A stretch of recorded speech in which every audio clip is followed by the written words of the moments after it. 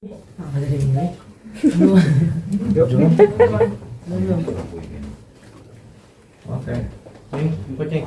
Oke Bang, langsung aja Bang. Selamat siang. Kita mau bertanya masalah sanggahan dari pihak sana, kan tadi habis melakukan pasangan juga mengenai sanggahan abang yang katanya soal nafkah, soal anak-anak, soal yang uang sampah dan segala macam.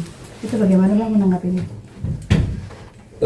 Saya kan belum lihat ya apa hasil preskon kuasa hukumnya S ya hari ini. Jadi saya tidak bisa pastikan ya apa yang harus saya sanggah. Tapi kalau bicara mengenai masalah uang, memang itu adalah real ya. Artinya real dalam arti kata itu memang tiap bulan itu Ruben mentransfer uang sebesar itu ke S. Ya meskipun sudah tidak ada ikatan perkawinan lagi ya.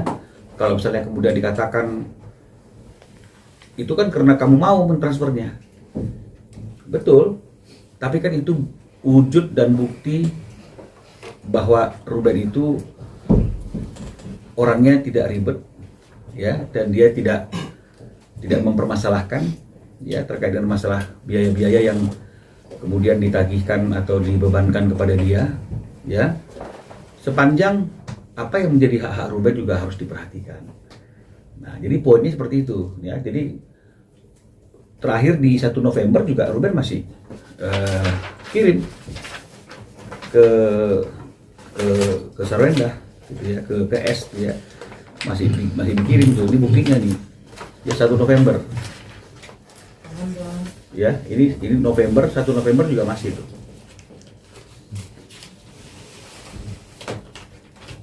Ya, nilainya 188.700.000 ya.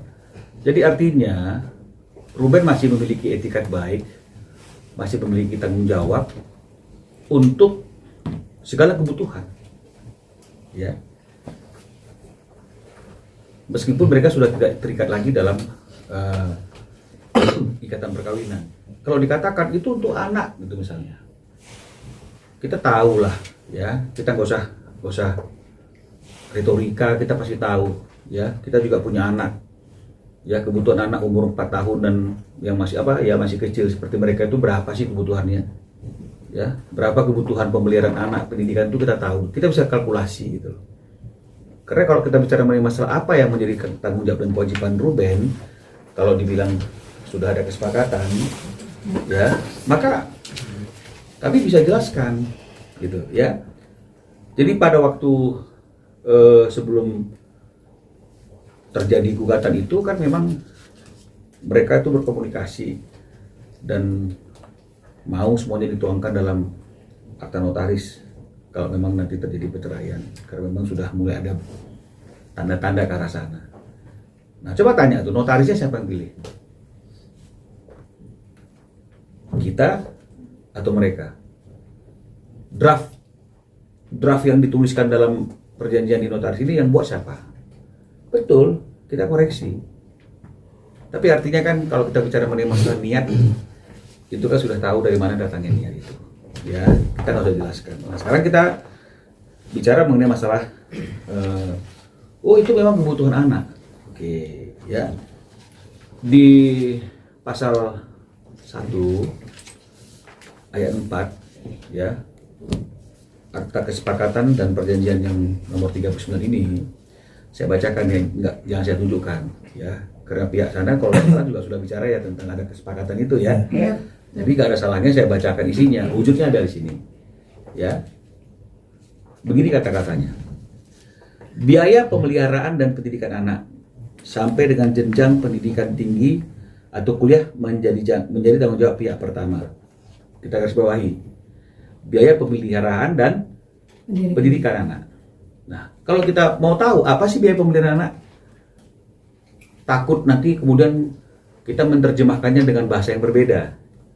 Kita bisa cari tuh di Google, di ChatGPT, sehingga akhirnya terjadi suatu definisi yang bersifat general. Apa itu pemeliharaan itu?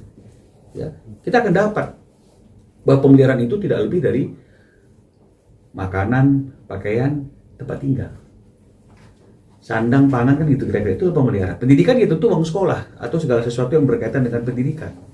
Nah, sekarang saya tanya, kalau misalnya kemudian ada seperti ini biaya-biaya tiket pesawat ke Malaysia gitu misalnya, ya. Terus kemudian tol bensin, kemudian ada kebersihan plastik sampah, ada uang listrik dibagi 2, nilainya 12,9, ada kartu kredit yang udah dibagi 2, sehingga akhirnya yang dibebankan kepada Ruben 36 juta gitu loh misalnya.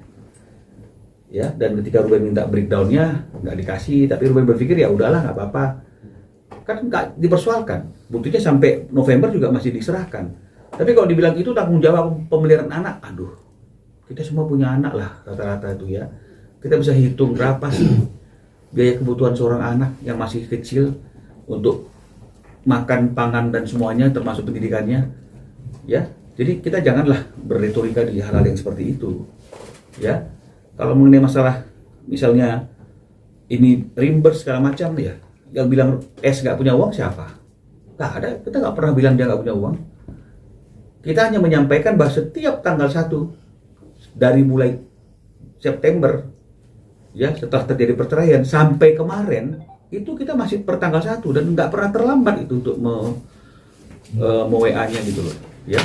Nih November belum bayar. Ya, karena dibilang November belum bayar, ya kita bayarin. Bukti transfernya ada. Bayarin. Gitu loh. Jadi bukan omong-omong. Nah, kita tidak mempersoalkan juga masalah hal ini. Yang kita mau garis bawahi, highlight itu adalah klaim kami itu tidak pernah ribet untuk hal-hal yang seperti ini. Ya, walaupun sudah nggak ada ikatan, walaupun ada hal-hal yang sebenarnya itu tidak dapat dikategorikan sebagai pemeliharaan dan pendidikan anak, tapi tetap ditanggung-jawabi, ya janganlah dia dipersulit untuk bertemu dengan anaknya. Itu yang perlu kami garis bawahi, ya. Asuransi, ya. Ini juga begitu nih, ada prudensial asuransi, ya nomor polisnya ada dan pemegang polisnya S. Jadi ini adalah asuransinya S. Dari mulai terjadi perceraian, ya sampai kemarin bulan Mei itu berarti hampir setahun ya setelah perceraian, yang bayarin premi asuransinya dia aja klien saya. Ya, ini ada buktinya nih. Di bawah dia Mei 2025 nih. Nah, ini kita tunjukkan bukan ingin memojokkan, bukan ingin mendiskreditkan S, tapi yang ingin kami sampaikan adalah Ruben nggak mau ribet mengenai masalah lain seperti itu. Hubungan silaturahmi itu tetap dijaga, ya.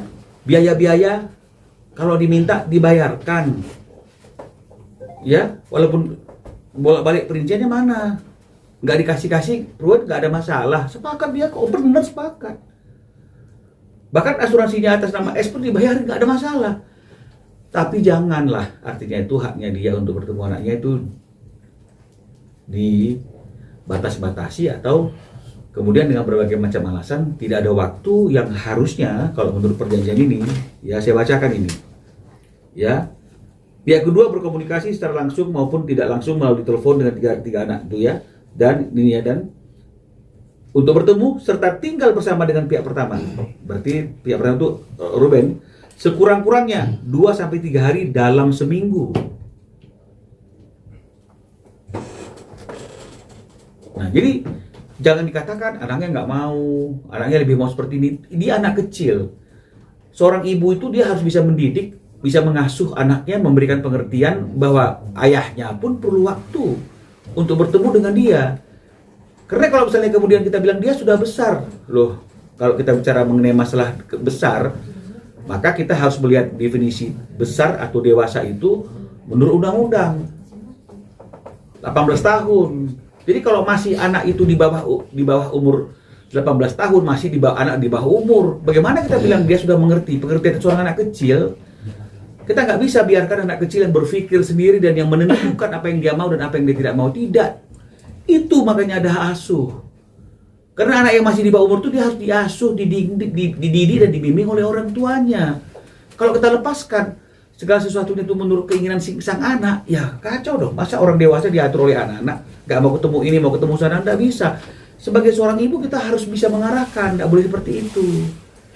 Kamu perlu waktu juga untuk bertemu dengan orang tuamu, dengan ayahmu. Kan itu dia, jadi nggak bisa, masih anak kecil loh. Jadi kalau anak kecil mau sesuatu yang menurut kita sebagai orang dewasa itu tidak patut, apakah kita harus ikutin? Apakah harus kita laksanakan?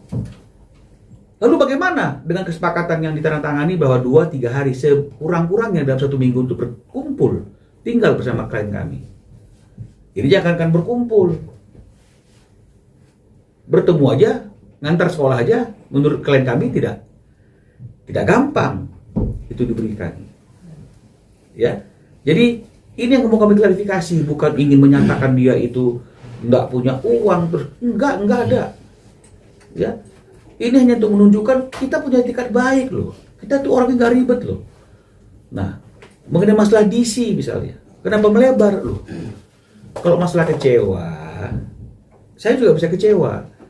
Karena ketika sudah ada pertemuan antara saya dengan kuasa hukumnya S, ya, agenda saya Kris Sapsewu, ya, untuk membicarakan bagaimana solusinya, ya, dan saya kasih surat pemberitahuan, dia juga kasih surat pemberitahuan, bukan somasi, karena itu kan spirit untuk menyelesaikan masalah dengan kekeluargaan, ya, dia juga bicara masalah DC, kita juga sudah bahas, sudah diselesaikan kok, udah selesai itu masalah DC-nya.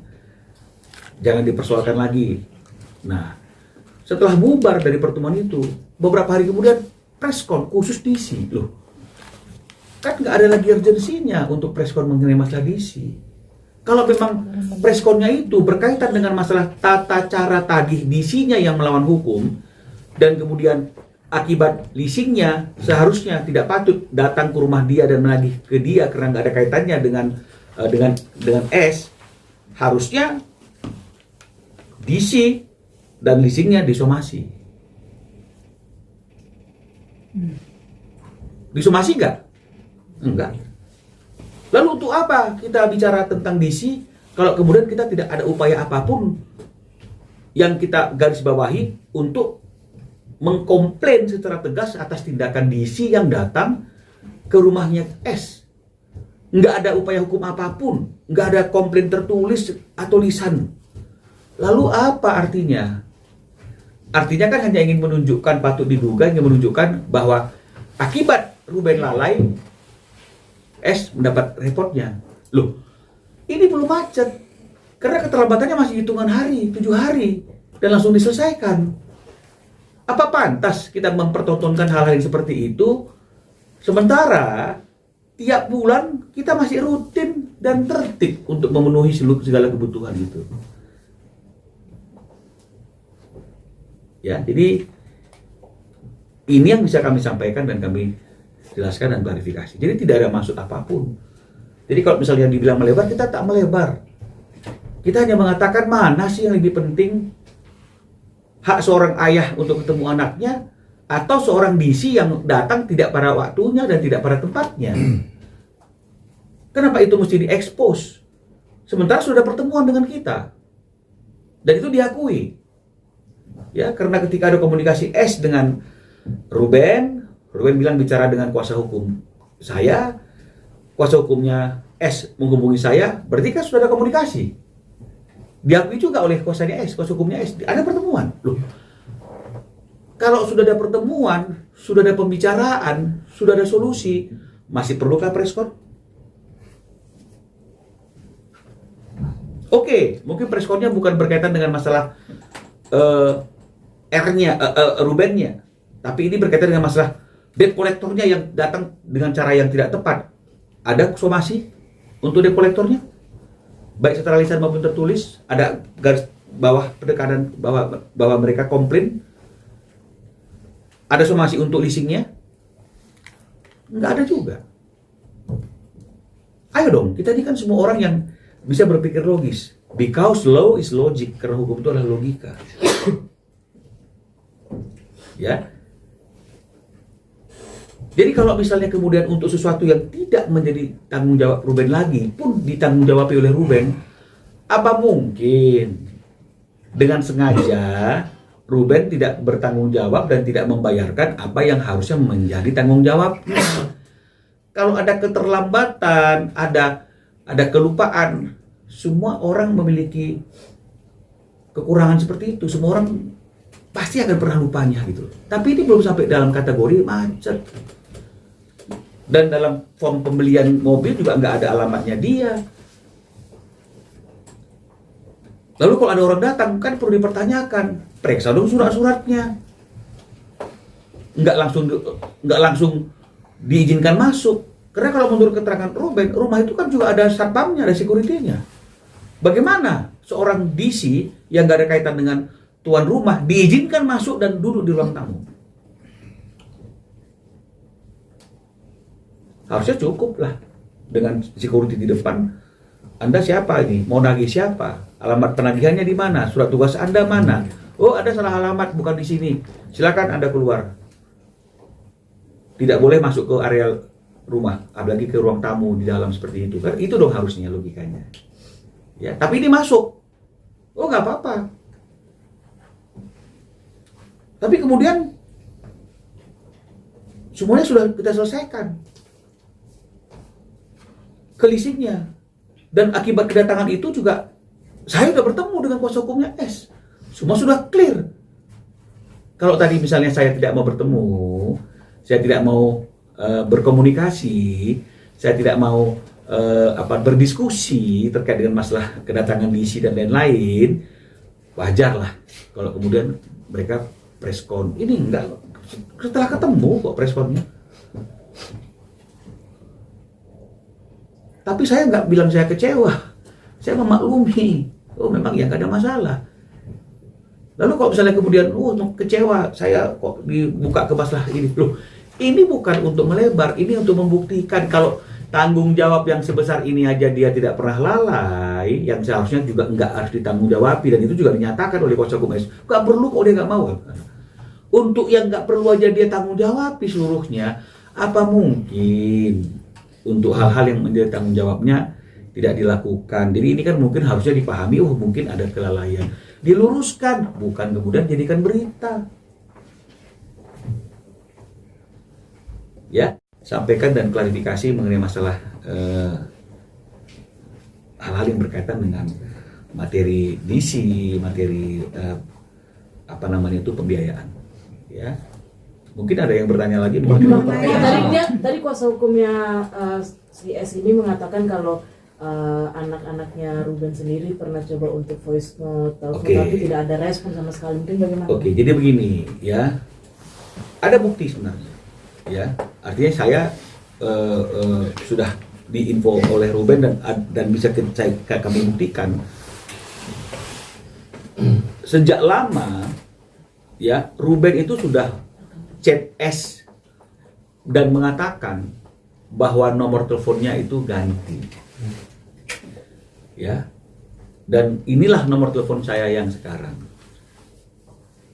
Begitulah kira-kira intinya. Berarti kan sudah ada pemberitahuan. Kenapa pemberitahuannya ke S? Ya iyalah. Walaupun anak-anak itu punya HV, menurut kita semuanya itu dalam kekuasaan absolut dari anak-anak atau dalam kontrol ibunya sebagai orang dewasa. Ya pasti kontrol ibunya. Jadi oleh karena itu pemberitahuan itu diberikan kepada S sebagai ibunya. Sudah ganti nomornya. Jadi kalau misalnya kemudian anak-anak itu dibiarkan terus menghubungi nomor yang lama, ya nggak nyambung. Lalu kalau kemudian itu di framing, dia nggak balas-balas, nggak angkat-angkat loh, kan sudah dikasih tahu nomornya berubah. Dikasih tahu nggak ke anak-anak? Tapi S-nya sendiri tetap masih bisa berkomunikasi dengan R-nya. Nah, baru kemudian kemarin itu dikirim, baru bisa berkomunikasi. Nah, pertanyaannya seperti itu, nggak bisa dijawab ya. Teleponnya ke nomor yang mana? Ya, Itu yang bisa kami jelaskan. Ada yang lain? Bang, soal DC bang, soal DC itu kan Oke. tidak terlepas dari langkah dari pihak leasing yang menurunkan DC yang kalau menurut abang di preskon sebelumnya itu tidak tepat karena baru hari tapi mereka sudah menerjunkan DC begitu. Apa abang udah komunikasi dan keberatan gitu kepada pihak leasingnya bang untuk mungkin somasi atau apa gitu bang? Apa yang membuat kami harus keberatan? Apa yang membuat kami harus somasi? Penagihan itu bang Loh. maksudnya.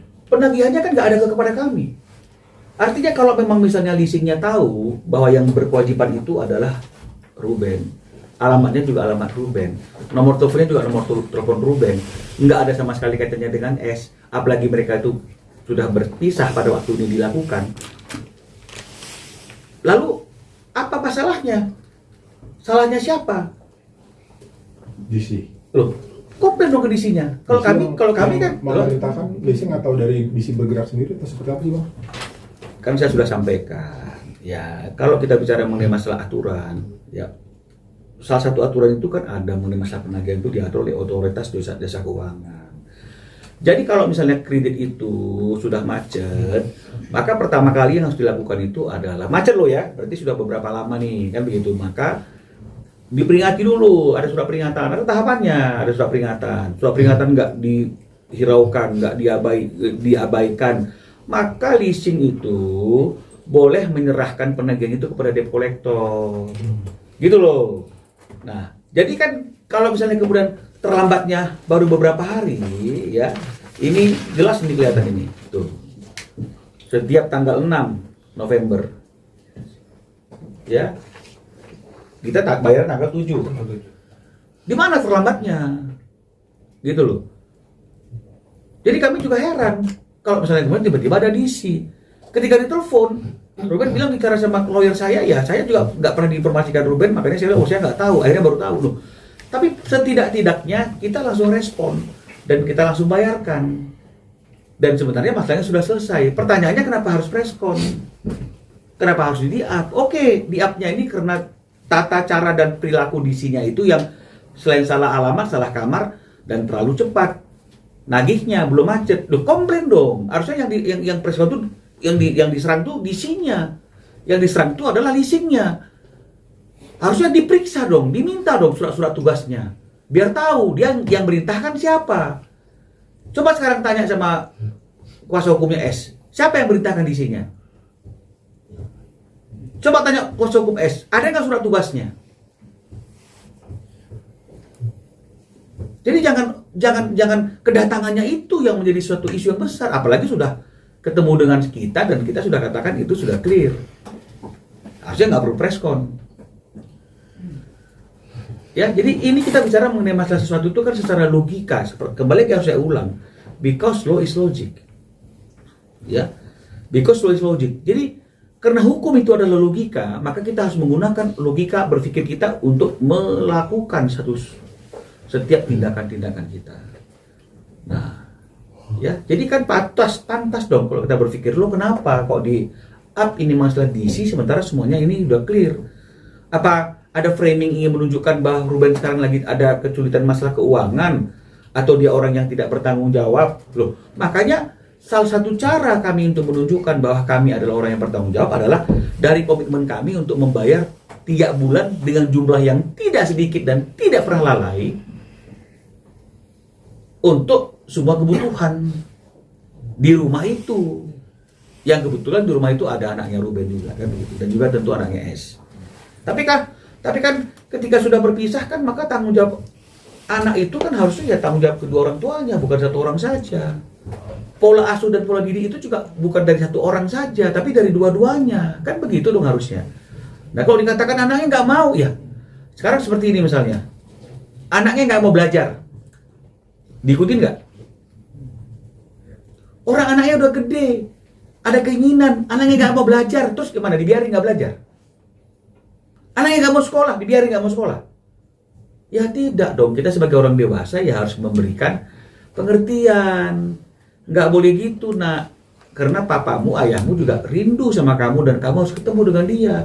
Bukan langsung ya udah, kalau nggak mau ketemu sama ayahmu, mau ketemu sama yang lain itu kan nggak begitu juga dong. Setuju nggak? Pasti setuju dong. Yang saya sampaikan ini semuanya logika. Nggak ada hal-hal yang tidak masuk akal. Oke, yang Tapi lain. setelah itu mungkin ada komunikasi nggak bang antara anak-anak dan si Erin ini pada akhirnya? Kalau tadi saya berkomunikasi dengan R, ya akhirnya tadi pagi dia bisa berkomunikasi dengan anaknya via telepon. Ya, kok bisa Ben? Ya nggak tahu. Apa karena mungkin dia mau respon hari ini, sehingga akhirnya komunikasi dibuka, biar ada bukti bahwa anaknya sudah berkomunikasi dengan ayahnya. Ya kita nggak tahu juga.